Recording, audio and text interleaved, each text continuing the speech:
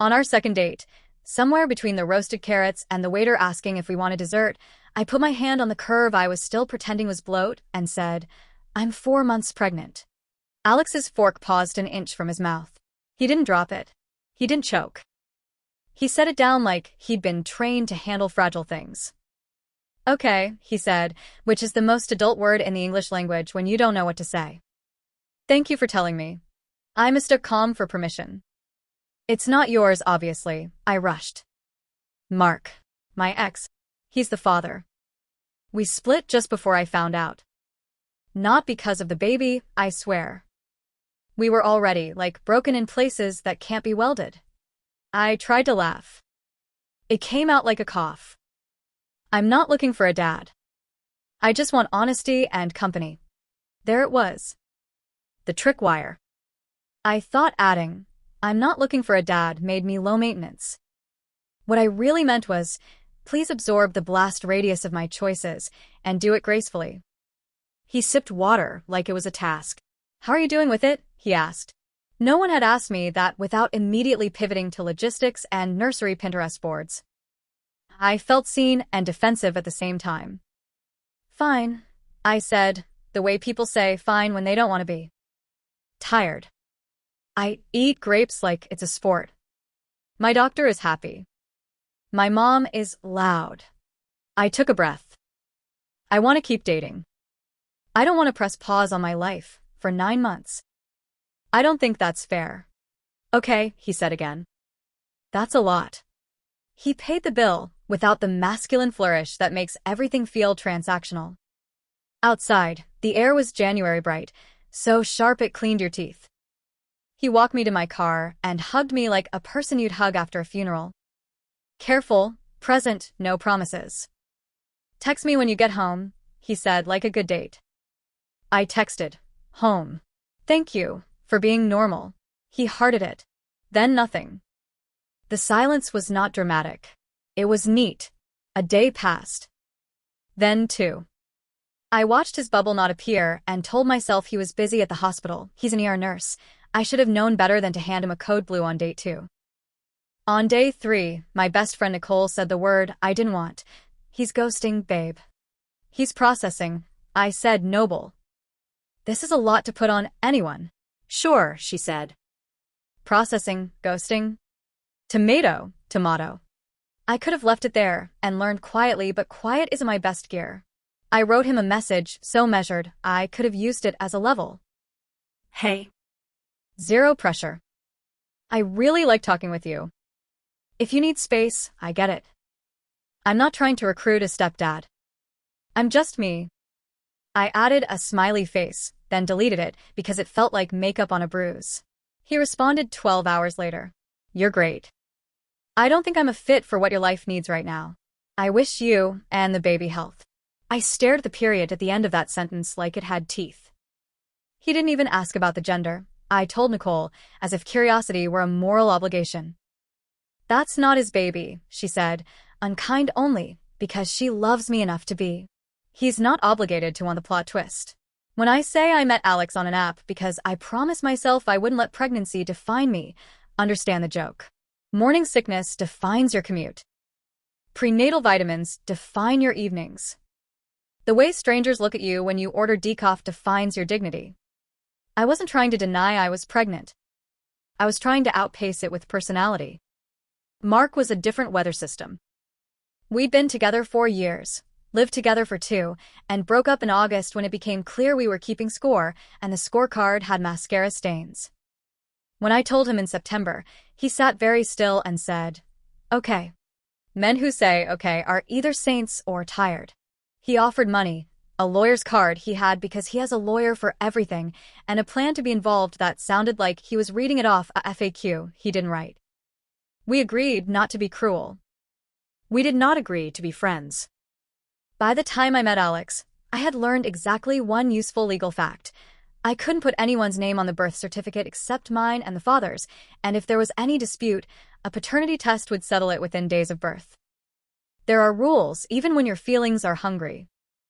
I say this not to sound wise, but because I had to repeat it out loud to myself before dates to keep from talking like a scam artist. You cannot conscript a man into a family. Not even a kind one. Alex's silence lasted another week. My ego did what egos do.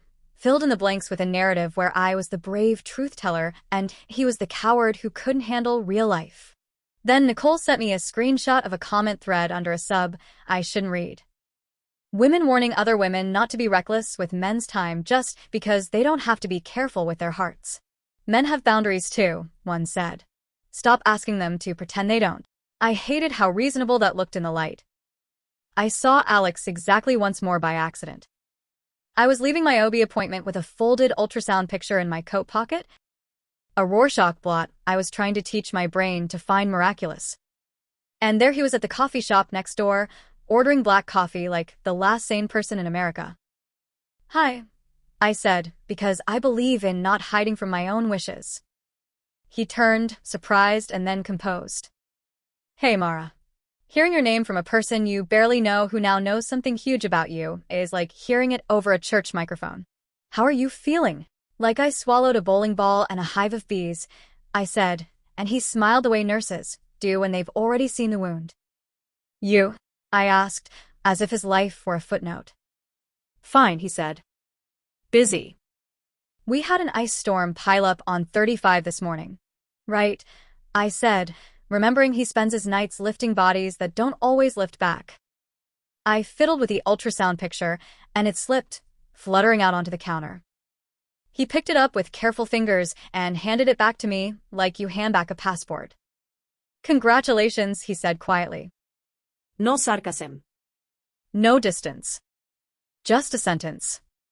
I didn't mean to ambush you, I added, stupidly late.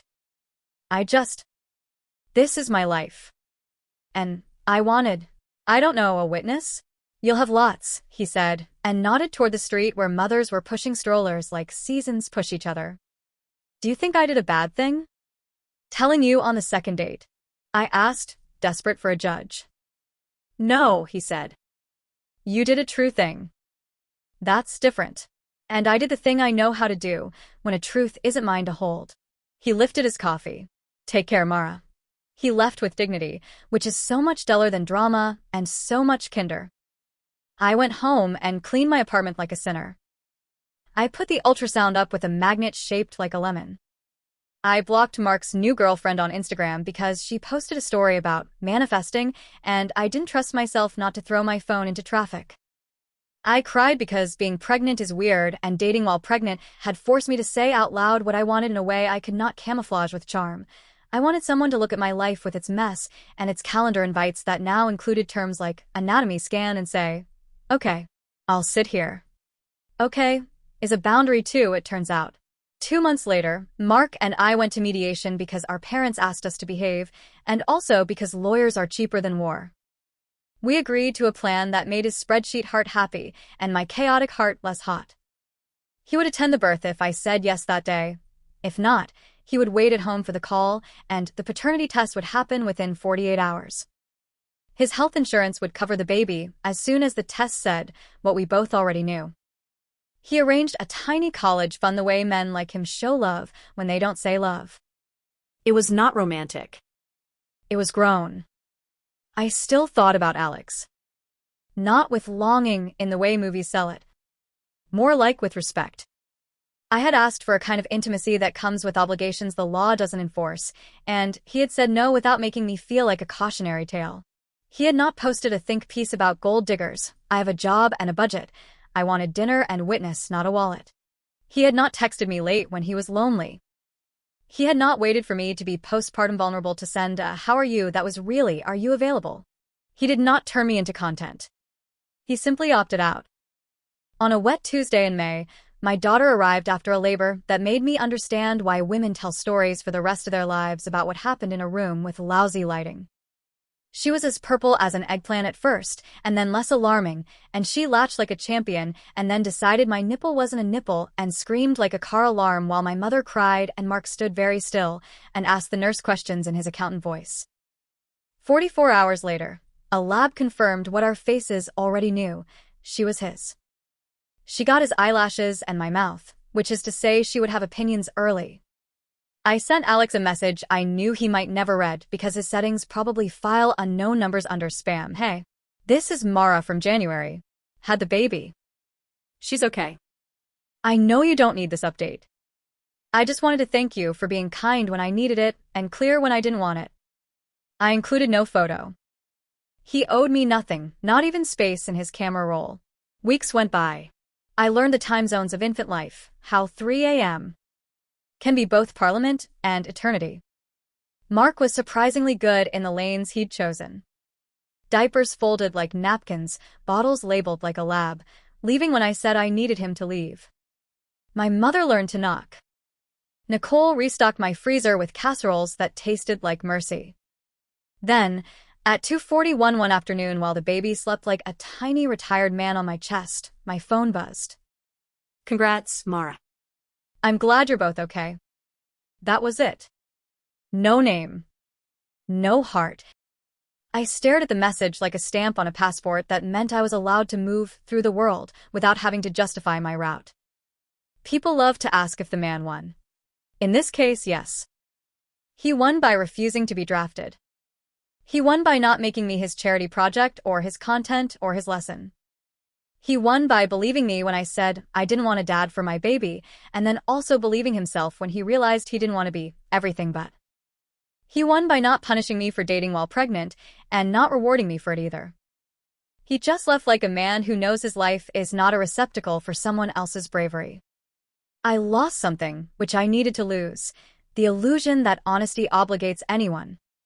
I kept something which I needed to keep, the belief that telling the truth early is kinder than pretty lies later. I don't tell this story to scare anyone away from being honest on date 2. Tell them. If they stay, good. If they don't, good. That's the point of a filter. Sometimes I walk past that restaurant where I set my second date on fire with a sentence and think about how small the table was, how big the life I carried felt, and how simple his okay sounded in the air. My daughter will eventually ask questions I will answer, without giving her a villain. Men can be kind and still say no. I'll tell her. Women can be brave and still be told no. I'll tell her that love is not conscription. That people are not plans. The last time I saw Alex. Not in person, just accidentally across the internet. He was at a barbecue, laughing with friends, someone else's toddler throwing a ball at his knees. He looked light. I closed the app and watched my own baby chomp on nothing with the seriousness of the very new.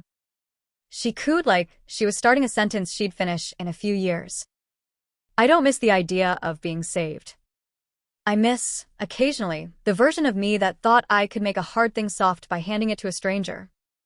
Then my daughter startles in her sleep and tucks her face deeper into my collarbone, and I remember, I have the person I came for. Everyone else gets to choose.